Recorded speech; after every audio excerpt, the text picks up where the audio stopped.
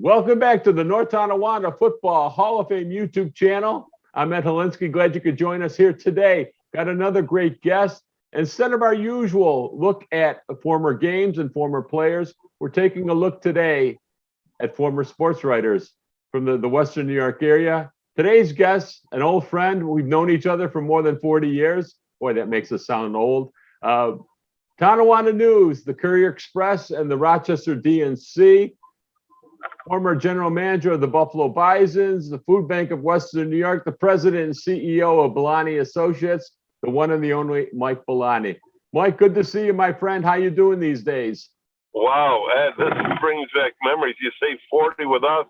When I began at the Tonawanda News, because of an egomaniac Little League baseball coach we had in the village of Kenmore, Lou Simon was the editor, and I was writing all these box score sheets up on our Little League team because we knew we were going to win every game. And he wanted to know what high school I went to. I said, O'Hara. I was going into my sophomore year. It was 1970. And he said, hey, I don't have a stringer from there. Would you like to, cover their sports? So that's 52 years ago that I began at the Tonawanda News. And I'll tell you what, it was a love affair that I've done a few things in my career, but being a sports writer was one of the fondest memories. And my time at the Tonawanda News was just so memorable. And I mean, both sides of that creek, the most loyal, dedicated people I've ever met. And we had some real fun times there, and I really cherish a lot of those memories. I can still smell the smell of newsprint when you walk into 435 River Road, even to this day. And it's a shame that after all these years, a community paper like that does not exist, even on online form. Oh, the whole, we could talk for days about where that industry has gone. I don't agree with it. I don't agree. I could agree, all right, have digital, but have paper. It just disappoints me. I'm an old newspaper guy. I pick up papers all over.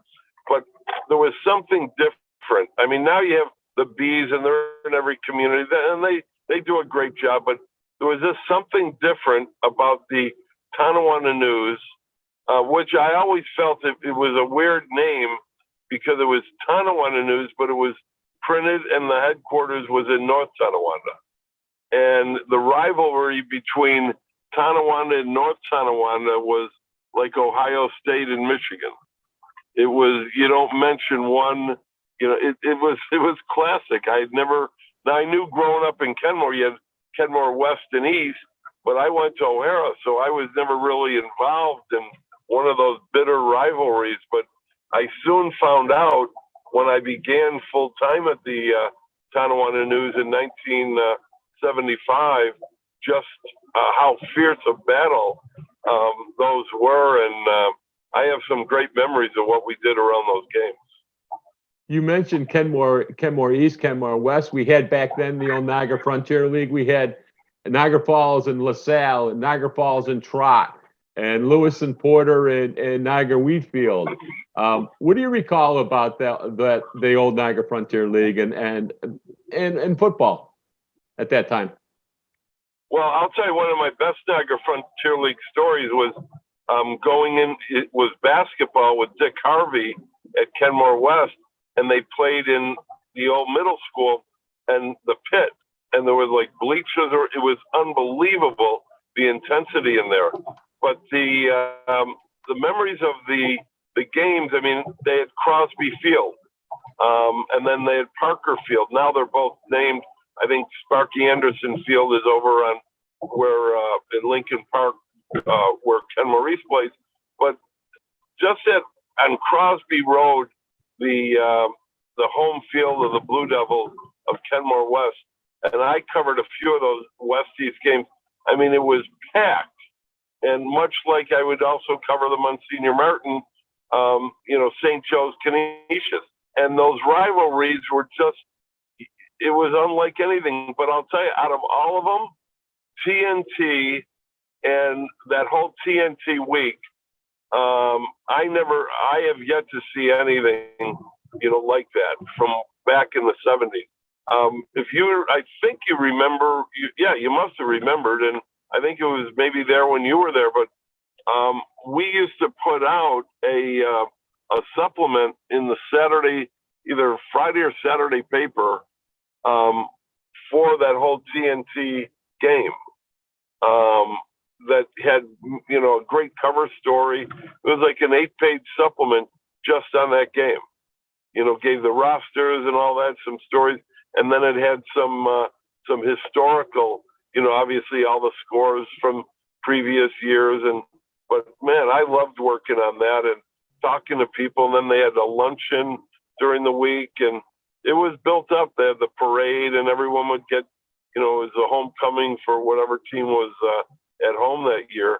And then seeing, the legendary coaches, George Vetter on one side, and then the, quiet little, Clint Small on the other.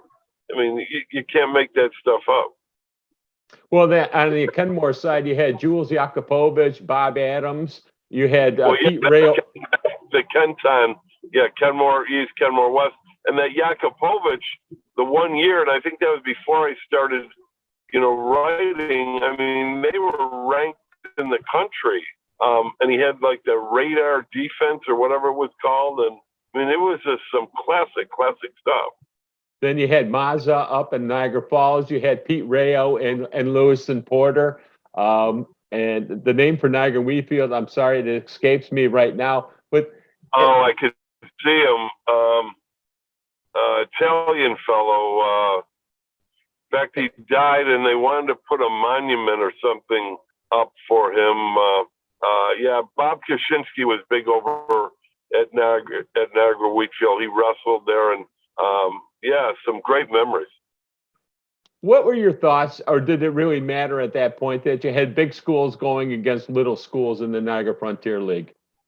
Or did it matter, or the history overcame everything? Yeah, I think they tried to set it up with division, but unfortunately that's the way it was. And the smaller schools knew that they're going up against David and Goliath, and they'd have to strap it on a little tighter and play their hearts out and hope for an upset.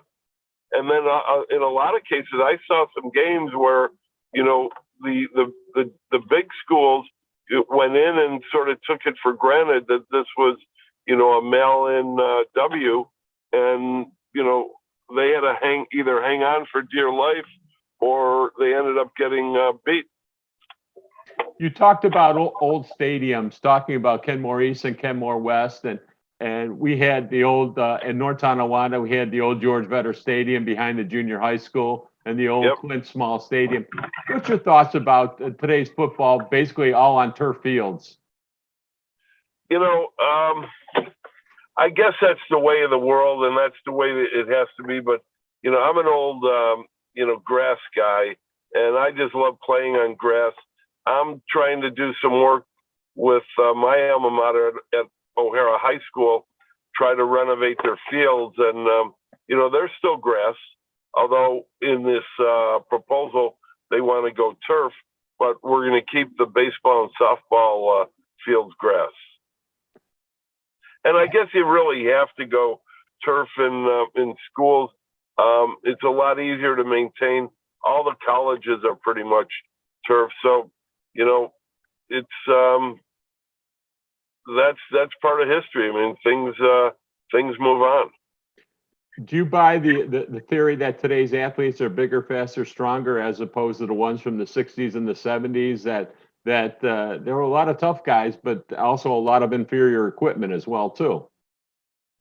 Yeah, and I think the big thing back then, it's the old adage of, could, the Green Bay Packers that won the Super Bowl, #1, what would they be like against, the New England Patriots with, Brady there, or Gretzky's teams or Michael Jordan's teams against, Curry today. You can never, I think that's good, chatter for the Oliver Street bars, but you can't ever go there. But back then, it was I think a different type of an athlete. They were hard nosed, especially coming out of North Tonawanda. I mean, I think that nickname probably befitted team better than anyone, the Lumberjacks, because I mean they were some big horses there. But today, the whole focus is now on nutrition and workouts, and we're going to just sculpt your body, and here's how you do it. And back then it was let us play. Do you enjoy today's high school football game? You know what I don't enjoy. I'm seeing more and I'm hearing more. Calls from parents. Bad call. I think the parent, and they've always been involved, but I don't know. There's just something about today's game that. Maybe it's because the kids they've seen so much out of the pros. I see more showmanship, and maybe this will get on ESPN highlight show or something. But on the other hand, though, there's some really good athletes, and when you do see some excel athletes, it really makes it worthwhile watching, because they make it, you can definitely tell that, wow, they're going somewhere. They're going to be a player, in college and all that. So, yeah, it's across the board. I don't know.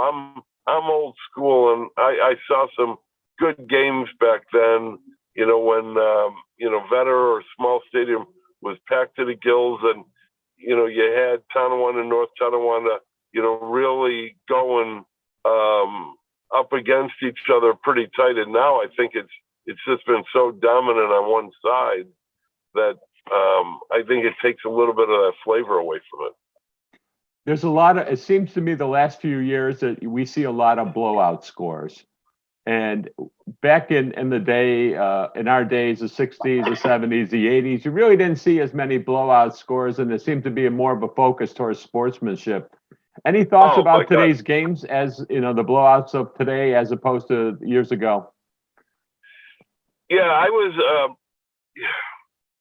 It's disappointing because, especially in this, I've seen a lot and do a lot of work in the city of Buffalo, and because they don't have the players, and that's the other thing is, a lot of these kids, it just bothers me.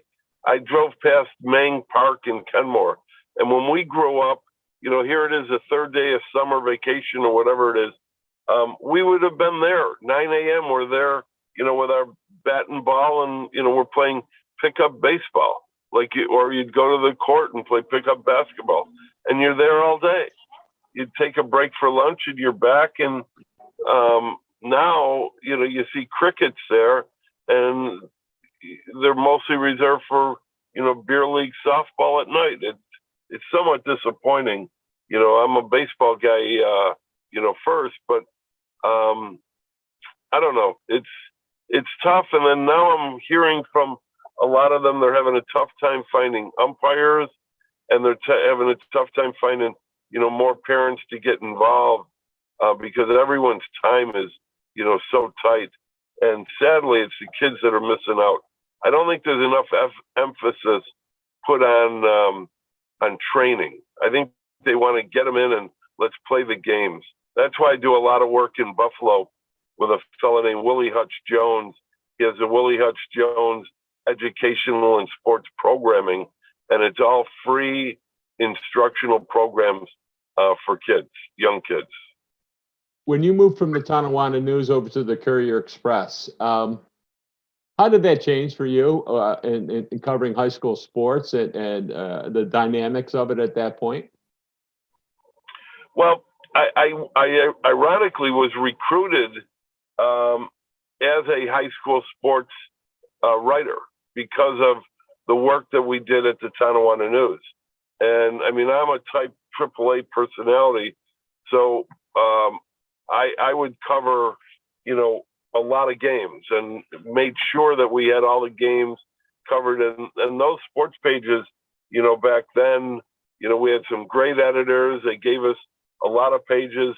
They were filled. And what I like most about it that you can't get with digital is it's a newspaper. And, families would clip those articles. And now I go to the North Tonawanda market and I run into people that say, hey, I want to thank you. You wrote about my son and it's in his scrapbook forever. And, it was great seeing you when you would go to the games. And, back then even we created what I'm probably most proud of there is we created the Tonawanda News Baseball League. That was probably a combination of AAA BA, American Legion, and AAA Muni in Buffalo, because it allowed every team from Kenmore, Grand Island, Tonawanda, North Tonawanda to have, I think, up to 4 veteran players, any age. And that meant guys like John Roth, who's now the athletic director in Grand Island, Larry Drebelbus from Tonawanda, Tom McKay. These guys are legends, and they could still play a little bit. And here they are out on the field with a high school, sophomore, junior, senior, and it made for some very competitive baseball games. And then we went and also did a Triton softball league. And I mean, those were some classic rivalry games, and the Tonawanda News would give it like big league coverage. So from there, I was recruited to the Courier, and I think what the big difference there is you just have a bigger audience, but the same mechanisms and a wider scope to go to games. Now I'm going out to Depew and Lancaster and those other areas, but my heart was always in the North Towns at North Tonawanda, O'Hara, that area, Kenmore. When we were both at the Courier Express, did you ever look back at, like I do, and say, oh my God, I work with the great Phil Rinaldo and Jim Peters and Bob Powell and Mike Jankowski and Eric Brady and Warner Hessler and, God forbid I'm going to forget a couple of names as well. And of course, Mike Billoni. And you say, boy, those were some epic times. Well, yeah, it's funny you mention that. As I was saying earlier, I have still boxes of those articles, and I'm going to find somebody. There's an app out there that you could digitalize them, and I'm going to get someone to do that because you don't see that stuff anymore. And those were some great memories. I'll never forget when I was recruited to go there. I walked in, and I mean, you talked about an intimidation. Walking in that newsroom, and I was always a newspaper guy, so I would read these guys and get up early. I delivered the Courier, and would sit in the donut shop on Delaware after our route and read the summary of the Sabres game. Back then it was the late Charlie Barton, and Jim Peters, and Bob Powell, as you said. Then Warner Hessler came on board, and we became very, very close friends. And he unfortunately has passed away. But yeah, I'll never forget the first day I get in there. Phil Rinaldo, who would write, I read every one of his columns, but he never wrote in the office. But he would come in at 4:30 or 5 and deliver it to the desk, and then go around and ask everyone what's going on, how's everyone. And he pulled me aside first day. And, he said, hey, Mike, you're Italian, I'm Italian.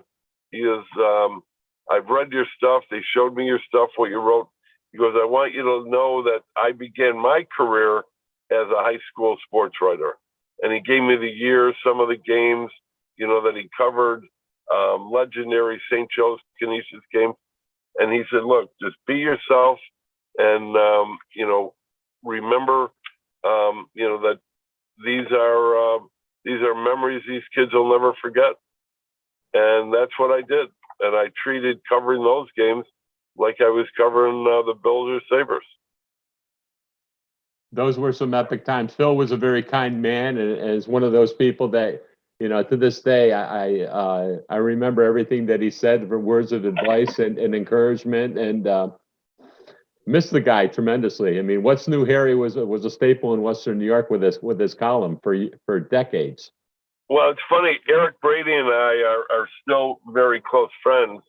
Dr. Eric Brady, he was just received his doctorate, honorary doctorate from Canisius. But yeah, him and I, right from when he got there, even before that, I was at the Tonawanda News, and he was at the Courier, and we covered the O'Hara Canisius game. And I have a great photo of him and I making a $5 bet on it, and I ended up winning. O'Hara, beat him, and so him and I just admire his writing. I mean, the guy's brilliant, and even to today, he's writing for BuffaloNews.com, and we collaborated on I helped him with a bunch of stories when Major League Baseball was coming back here, and Eric's just been a great, writer, and he just keeps those, the ink flowing in our blood. We've talked about a few things so far. We've got roughly about 7 or 8 minutes left. What haven't I asked you that you'd want to talk about? I think the importance of, and you touched on it earlier, the importance of a community paper and a dedicated sports writer or sports staff. It really goes a long way in, I think, giving people in a community something to be proud of, something to look forward to. When they got home, the Tonawanda News was an afternoon, paper, and people would look for the next games and want to really follow these teams. I have a column that I just dug out that I used a quote from, Howard Cosell when he talked about parents and their involvement in Little League games and how he was not a big fan of that. And I used it while covering a Little League game. It was in North Tonawanda, and they had a number of leagues. But I was at a game, brought a lawn chair, and I'm watching, and the parents were so horrible, yelling at the coaches, put my kid in, and then the kid would strike out and come and they'd berate him, come on, I'm like, whoa. So I wrote a column in the Tonawanda News, and I think I suggested that they should ban the parents from the games, and Bob Lowe, who was the editor back then, didn't take too kindly of it. I think I snuck it in on a Saturday morning when I was the editor Friday night, and they just got besieged with letters to the editor, people threatening to, quit the paper. And I'm like, hey, it's the kids. It's just a game. Quit trying to, vicariously live, through the life of your 7-year-old, playing t-ball. Yeah, but you succeeded. You got a response out of the readers, and for them to prompt them to make phone calls, you were very successful. Well, I would have rather had, and hopefully had a better response that, they would go to the games and just accept whatever happened with their kids and, leave it at that. I think you should come up with a podcast, my friend, On the Road with Mike Billoni. I know you're doing this from your car today, so don't know where you're headed to. Probably parts unknown, but Mike, I appreciate you so much coming on and catching up with you as well, too, my friend. It's been many years since we got a chance to talk, and we'll reconnect even more so. Ed, I'm going to give you a challenge. You have till the end of September, but look at the Syracuse. I'll know them as the Syracuse Chiefs. Look at their schedule and find a couple home games between the end of July and the end of September. And I'll take a ride up there. I have a college professor in Oneida, and I'll pick you up in Auburn, and we'll go on to Syracuse, and we'll take in a ball game. Well, that's okay. I'm good friends with Jason Smorl, the GM at the Syracuse Mets as well, too. So Well, great. I would love it. I love baseball first and foremost, and it's a great experience at NBT Stadium in Syracuse. Yeah, I don't think I've seen the new stadium now. Is Tex and John Simone totally out? They've been out for several years. All right. Well, that's right. You know, I've been out since. Well, ironically, this September 17 will be the 30th anniversary of my near fatal bike accident. Yeah. And the only lingering ailment is a traumatic brain injury, which means I've been able to check all 3 boxes. That's a mental illness, so I have that. Number 2, I've had bouts of depression, and then I had a suicide attempt. So I'm equally qualified to talk about the perils of mental health. And on that day, we're going to hopefully do a 30 or 60-minute television special on hoping to end the stigmas associated with mental health and also suicide prevention, because September is Suicide Prevention Month. And in the interim, I'm going to write that book on my story and how the power of prayer has helped others overcome these elements. But yeah, we have to, especially now with COVID and here in Buffalo with that senseless massacre of 10 beautiful people, a lot of people are suffering from mental illnesses and they don't know what to do. We are in some trying times indeed, Michael. Michael, thank you so much for joining me here today. It's always a pleasure. Be well, stay well, and we'll catch up with you soon, my friend. Thanks, Ed. And I'm going to be on the search for that other Tonawanda News editor and see if we could get him on here with you. The elusive Ed Slowinski. How's that? All right, pal. Take care. You too. Thank you so much. All right. Bye-bye.